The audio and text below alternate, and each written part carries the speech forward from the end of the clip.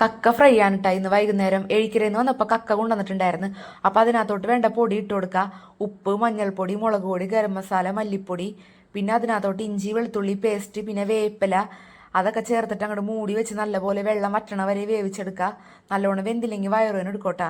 പിന്നെ അതേപോലെ ഫ്രൈ പാനിലിട്ടിട്ട് നല്ലോണം ഫ്രൈ ചെയ്യണം കേട്ടോ വെളിച്ചെണ്ണയിൽ. അപ്പം നല്ലപോലെ ഫ്രൈ ചെയ്തൊരു കറുപ്പ് കളർ ആവണ വരെ ഇത് ഫ്രൈ ചെയ്യണം. പിന്നെ സവോള ഇതിനകത്ത് ചേർക്കേണ്ട ആവശ്യമില്ല, കാരണം കക്കയുടെ ആ ഒരു ടേസ്റ്റ് പോകും. പിന്നെ ഞാൻ കുറച്ച് കുഞ്ഞുള്ളി ചേർക്കുന്നുണ്ട്. പിന്നെ കുഞ്ഞുള്ളിയും പിന്നെ അതേപോലെ തന്നെ ചതച്ച മുളകും കൂടിയാണ് ഞാൻ ചേർക്കാൻ പോണത്. അപ്പോൾ ഈ ഫ്രൈ ചെയ്ത കക്ക നമുക്ക് കുറച്ച് കുറച്ചായിട്ട് നമ്മൾ പൊരിച്ചിട്ട് നീക്കി വെച്ചിട്ടുണ്ട്. അപ്പോൾ ഈ ഒരു കുഞ്ഞുള്ളി മൊരിഞ്ഞ് വന്നതിന് ശേഷം നമുക്ക് മറ്റേ ചതച്ച മുളക് ഇട്ട് കൊടുക്കുക. അതിൻ്റെ എല്ലാ കറിയിലും ഞാൻ ചേർത്ത് കൊടുക്കാറുള്ളതാണ്. അത് മൊരിഞ്ഞ് വന്നതിന് ശേഷം നമ്മൾ നേരത്തെ മാറ്റി വെച്ചിട്ടുള്ള ആ ഒരു കക്ക ഫ്രൈ ഇല്ലേ, അത് ഇതിനകത്തോട്ട് ഇട്ട് കൊടുക്കുക. പിന്നെ ഞാൻ ഒരുപാട് എരിവ് ചേർക്കണില്ല, എനിക്ക് എരിവ് ഇഷ്ടമാണ്. പക്ഷേ കൊച്ച് കഴിക്കണോണ്ടേ ഒരുപാട് എരിവായി കഴിഞ്ഞാൽ ബുദ്ധിമുട്ടല്ലേ. അപ്പോൾ അതുകൊണ്ട് എരിവ് വളരെ കുറച്ചാണ് ഞാൻ ഇട്ടേക്കണത്. എരിവ് കൂടുതൽ വേണ്ടവർക്ക് കൂടുതൽ ഇടാം.